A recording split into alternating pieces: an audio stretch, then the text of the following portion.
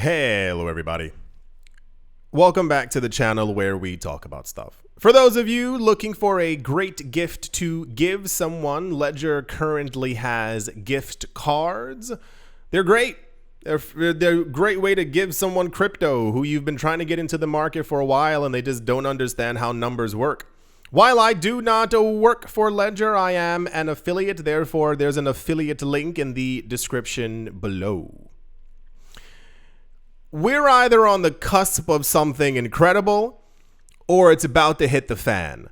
I feel like the story meets somewhere in the middle because it can't really be anything else. No. I was going to say for some reason. I think I know the reason. Basically, the US dollar is done for. Or as the kids are saying, cooked.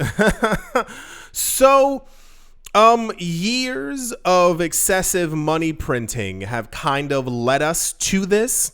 And more so during 2020, when you remember, the amount of money that was printed caused the US dollar supply to literally go straight into the sky. The markets have become obsessed with the idea of printing money.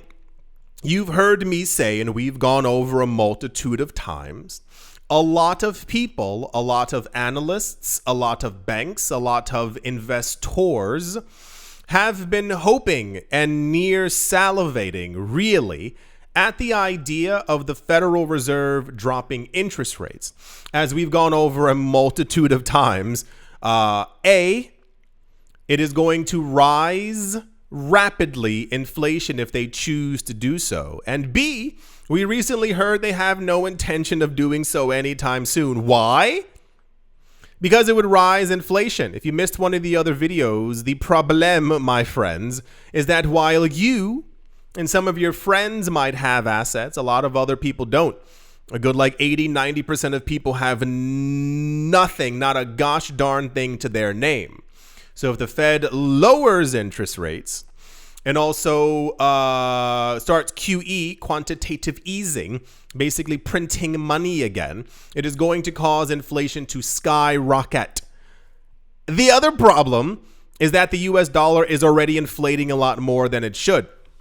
The numbers that you continuously see about the job market, which is also all of the whole system's rotten. When you see the numbers about the job market or inflation numbers, it's not real. It's actually fake. And I mean fake. And that's because the idea of inflation comes from a shifting idea of food and things and items inside of a basket that people purchase. And therefore, if you can show, well, that thing actually only went up by 1.4% and that thing went up by 2%. Cool, inflation has come down. That's how inflation is actually measured. It's not based off of your rent. It's not based off of your insurance premium going up, your car note going up, the cost of petrol going up, the cost of electricity. It should, but that's not how it actually works. Same exact thing with the job market. The way that how they assess, really, it's also rotten. How they assess if new jobs were created is based off of the amount of companies who actually put out data. Yeah, we're looking to hire. And then the other gross part over here, a lot of these companies, you want to hear something gross? A lot of these companies, we found out, will announce that they're hiring 300 people. They'll get around 10,000 applications, and then they maybe hire around 10 to 15 people. The 10,000 applications have your personal information on it, and these companies end up selling them to companies. No, it's really completely insane how a lot of this actually works. Same exact thing for the job numbers. It's usually, if companies say that they're hiring, and it's usually also based off of job loss numbers. So let's say you lose your job and you apply for unemployment. Basically, as long as you are applying for unemployment, this will basically show that this person doesn't have a job, as you cannot get unemployment forever, even though the job market is absolutely terrible. What ends up happening is when your unemployment runs out, you're taken off the list as someone who doesn't have a job. No, really, like this is people. If I think if more people really understood how bad everything actually was, I think we'd have a little bit more action. On top of that, as the US dollar begins to continuously falter and we can't have lower interest rates and we can't have an excessive amount of money printing because the money printing is still going on, the debt levels are rising. Yeah, I know it's awful. So personal debt is rising. Governmental debt is rising. Little side note, because I keep seeing a lot of documentaries about this as well. Please, for the love of goodness, do not get yourself into debt. Do everything you can. Do everything you can to not get into debt and not accrue more debt and not get any credit cards. There's apparently a really worrying trend of a lot of people now using these like buy now, pay later things for everything, even groceries, because they think that they're not accruing debt, not realizing that they now have actual thousands more that need to be paid back on a monthly basis that they don't have. And sometimes these contracts for 2, 3, 4 years, as far as like the timeline that they have to pay all this monies back. So a lot of people are sounding the alarms. Not some people, but a lot of people are like, there's a big problem. The other issue is that this problem can't be contained. I know.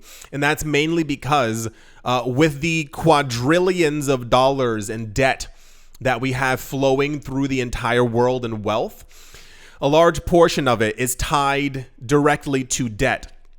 You know how like you hear and you see those things, we've gone over this before, how you see these things with like all these like really wealthy people, like, yeah, we're building that building and that building. You've seen the documentaries or the videos, and this person's wealth is 114 million bajillion dollars. What you don't know is that that wealth is also tied into debt. So they're buying the people you see on YouTube who have 35 homes, 45 homes, they're buying it with debt. And they're hoping that the debt will be paid off by constantly having someone to live inside of their properties over the course of the next 30 years. And as more people move in, they take on more debt. So these people who have, you know, this guy has 1,000 properties. How did he do it? Well, he's like $180 million in debt. Heart palpitations at nighttime and all that other kinds of stuff. As the debt levels continue to rise and the government debt levels continue to rise, we recently got some news that they might not only raise the debt ceiling, but they kind of just might remove it altogether and just kind of say, like, let it ride, like that kind of thing.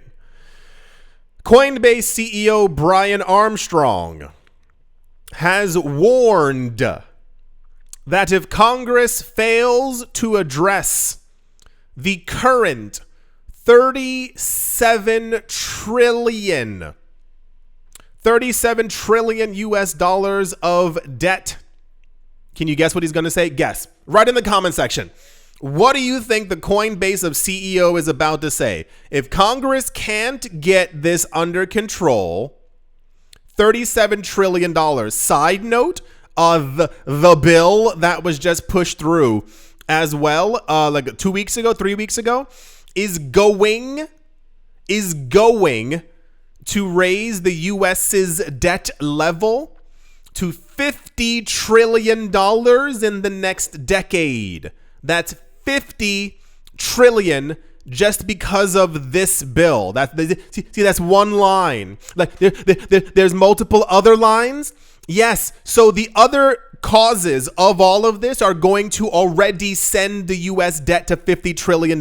This bill, yeah, the big beautiful bill that just got passed, that alone will push it to $50 trillion. The U.S. is probably looking at a $50, $60, $70 trillion debt level within the next 10 to 15 years. The CEO of Coinbase, Brian Armstrong, has stated, if Congress doesn't get this under control, Bitcoin is going to replace the dollar as the global reserve currency. Do you remember what happened about 4 or 5 months ago?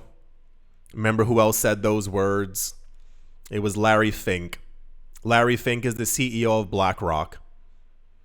He said the exact same. He said, if you guys don't get this under control, Bitcoin looks poised to become the new world reserve currency. Didn't you think it was weird that all these governments, all these sovereign wealth funds, all these companies, all these corporations, all these entities, all these hedge funds were buying up so much Bitcoin? We're in some kind of a weird shift. We are witnessing, it sounds dramatic, but we are witnessing the literal end of the US dollar. Like, this is how empires fall. So, as the US dollar continues to corrode, as debt levels continue to rise and the deficit continues to go up, and we keep hearing news all the time that, was it 15, 16 companies are actively all trying to get to owning hundreds of thousands of Bitcoin. It makes a lot more sense. This is like the 12th person who said this, but this was like the popular news one. If we are witnessing the end of the US dollar, if we are witnessing we are witnessing hyper de-dollarization, people literally leaving the US dollar, it then makes a lot of sense, if you didn't see the other video, that 95% of all Bitcoin is like held. It has been purchased by the richest people on the planet. I don't know if anyone else has this thing, but I can envision quite clearly. I mean, like, really, if you tell me something, I can see it. I envision constantly. This is 1,000% real, I promise you. It's almost like I can see into the future, kind of, and it's bleak. It's really like, if you know how reality currently is now, it's not getting any better. That's not meant to scare you or whatever. It's going to be rough. The only people who are going to do well are people with assets. I say it every third video. They're buying up all the land, all the homes, all the apartments, all the lakes, all the rivers. They're buying up entire cities. And now they're buying all the Bitcoin. Why in the world would all these CEOs be ringing the alarm, talking about something is terribly, terribly wrong? Also, when we know that the US dollar cannot be fixed, and they're all saying run to Bitcoin. If Bitcoin does in the future go to $2 million, $7 million, like, remember these moments that you were told and you got this news daily. Think about it.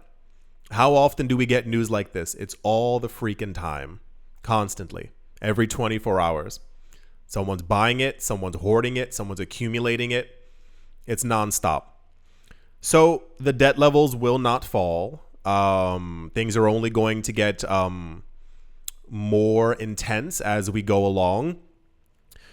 Please make sure that you have a conversation with yourself to see if you might need more assets in the future to make sure that you and your family are well off. Well, that's going to do it for this video. No, it's getting insane, like, constantly. Like, this is like the news now that we're getting. Hope you all enjoyed. Hope you all are having a great day. Morning, afternoon, evening, wherever you are, wherever you might be. I do hope it is absolutely fantastic. Thank you all once again for watching, listening, liking, commenting, and supporting, and I will most certainly be talking to you all soon. See you.